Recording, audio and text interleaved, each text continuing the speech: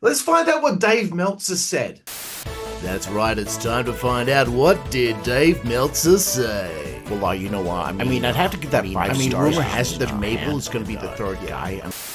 And what Dave Meltzer said in The Observer, I believe it was the Observer from the 17th of June, 96 and the 24th of June, 1996. Get ready, guys. I love this. It's your favorite segment. It's my favorite segment for last time, Kev. Okay. Kevin Nash debuted in WCW this week. As expected. Nothing really to note other than he still basically looked like Diesel, and when challenging WCW's old fossils, he made a crack about them being on kidney dialysis, which was apparently an inside reference to guys like Hogan and Savage abusing steroids in the past. For what it's worth, this episode of Nitro drew a pretty weak rating, so Nash's debut didn't seem to really mean much for ratings. Okay. Word is WCW is planning to keep the third member of the Hall and Nash team secret until the July 7th pay-per-view. Latest word is that it might not end up being Lex Luger after all, which Dave Meltzer said he thinks was a mistake. What? Oh my God, dude. Kev, I'm starting with you here. What do you think of what he's had to say here? I was surprised to hear that he wrote that the rating was weak. Yeah, I'm surprised that's I think that the rating would be going up every week, but I don't know. But Lex Luger, he thinks it's a bad move not having him. Jesus. Oh my God, bro. Blade, do you have anything to add here? Ooh, I mean, it's a strong thing, right? Because interestingly, and maybe I'd put it to you guys. Obviously Lex is not as talented as Nash or Hall on the mic. The WWWCW of it all. Do you think though that their work on the mic and how they work could have propped it up where you could have done it with those three?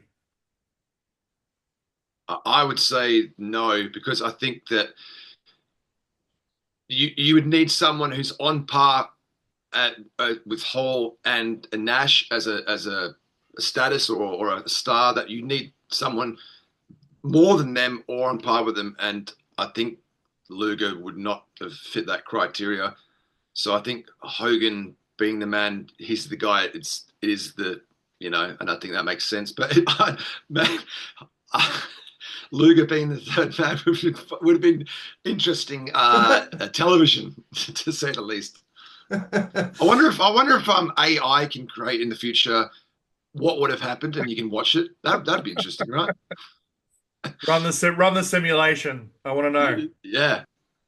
Yeah. No. Interesting. Yeah, I would say Luger. No. I'm sorry, but I think he's a. And I'm a fan of Luger, but I think he's a step down from Nash and Hall. And Hogan, it had to be him, and that's it. I know that there's a rumor that Sting might have been the third guy if Hogan didn't want to do it, and that would have been. I don't think that would have been a good idea either. But anyway, it's funny to note that Dave Meltzer stated that the rating wasn't very good on the Nash debut episode. I'm trying to find this here. January, February, March, April, May, June. Yes, okay. I always get June and July mixed up, whether it's the 6th or 7th month. But yeah, okay. So the prior week's Nitro rating, where Hall mentioned that the following week there would be a big surprise, that did a 2.3 rating. And the Nash debut did a 2.7. So the rating went up. But then the 17th, which is the following week, it went down to a 2.3 after Nash's debut, which is puzzling, especially considering that was after Bash at the Beach. Sorry, Great American Bash. And then the 24th went up again to a 2.7. So it's kind of fluctuating a little bit each week. But it appears the ratings don't really go up a significant amount till They kind of hover around the same area, but moving up towards like a 2.7 and 2.8 and a 3.1 in mid 97. So I don't know. I don't know. And that's for the first hour. No, I'm sorry. I've been reading the wrong ratings. I was like, that seems really low. I was looking at Raw. For fuck's sake. I'll have to cut all of that out. Okay, guys.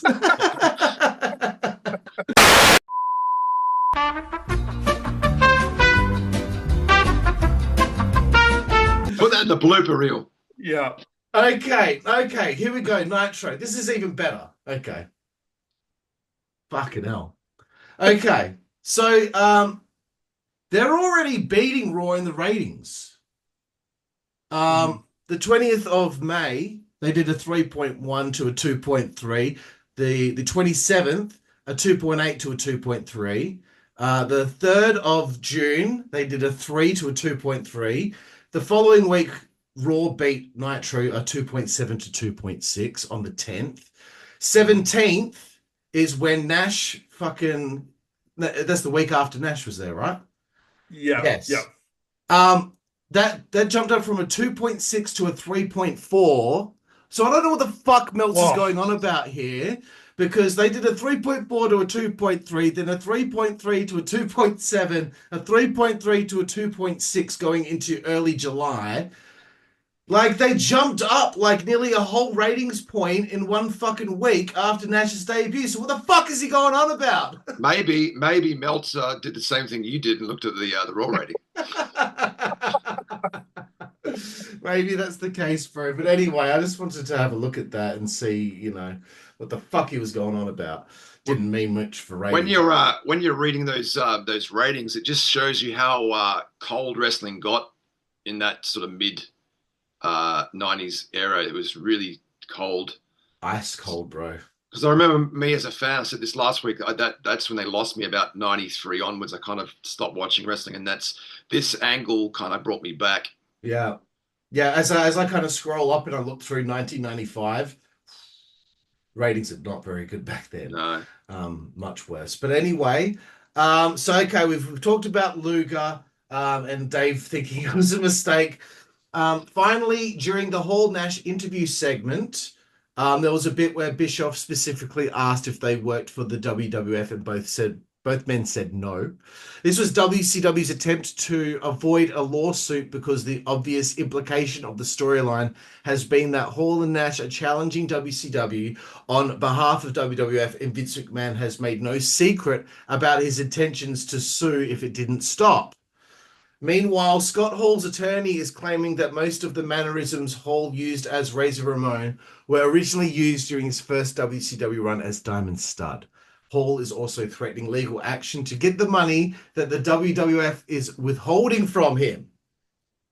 The plot thickens behind the scenes. Guys, have you got any reaction to this? I think it's all in what's not said, right? Like it, and I don't know if it's that like WCW kind of wrote themselves into a corner. Like, did they really need to ask whether they worked for WWF or not? But it was in the details, or the lack of details. I think we assumed maybe that they were working for the WWF, and that was the exciting part about it. Yeah. What about you, Kev? Scott Hall's just trying to get some more cheese, man. He's just trying to get more cash. Scott Hall was always about the money, wasn't he? Yeah.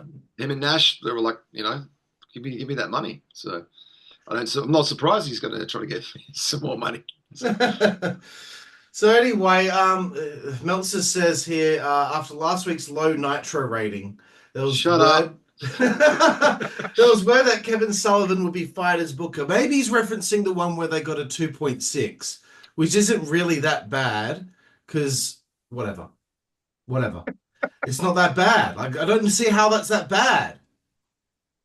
In comparison to WWF, it's pretty fucking similar. Anyway, this is bullshit. I reckon this is bullshit. There's word that Kevin Sullivan will be fired as Booker for 1 week.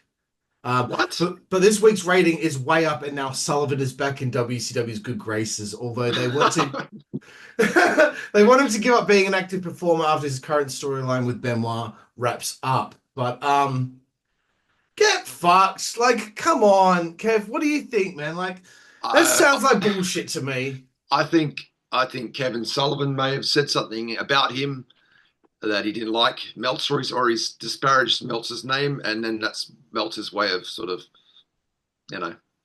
stirring shit up. Stirring some shit, yeah.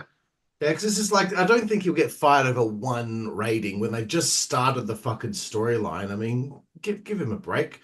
Blade, do you have anything to add there about, me kind of sniffing out about a bit of Meltzer bullshit? I mean, not specifically about this. I think it's just, I hate that this man has made a career out of what he does. I honestly, as someone who studied journalism and worked in the field, I find him to be like such a scum sucker. Dave, I know you're not listening to this, but if you are not a journalist. You never have been and you never will be. You're a guy that thinks you know a lot about stuff that you actually have no idea about. Congratulations on your long and illustrious career. But I have no interest in listening to you espouse your shitty opinions. I just can't wait to get to the Observer where he talks about Mabel possibly being the third guy. What? What? Did you not know that? Wow. Okay, cool. Love it. I'm just hoping we get even more surprises that we, like me and you, Carl, are not aware of, Yeah. I hope we get some more ridiculous stuff week to week. It'd be great. Man, I can't wait. Meltzer's so entertaining to me. I love it. It's like it's a parody of a journalist, like. Yeah, he sort of just sits there and he's like, what can I put down that sounds like it maybe plausible, but not really, and then just like kind of throws into a fucking blender and whatever's produced comes out. I don't know, man. Like, I could easily run a website where I just like make up a bunch of shit and then, preach it as gospel.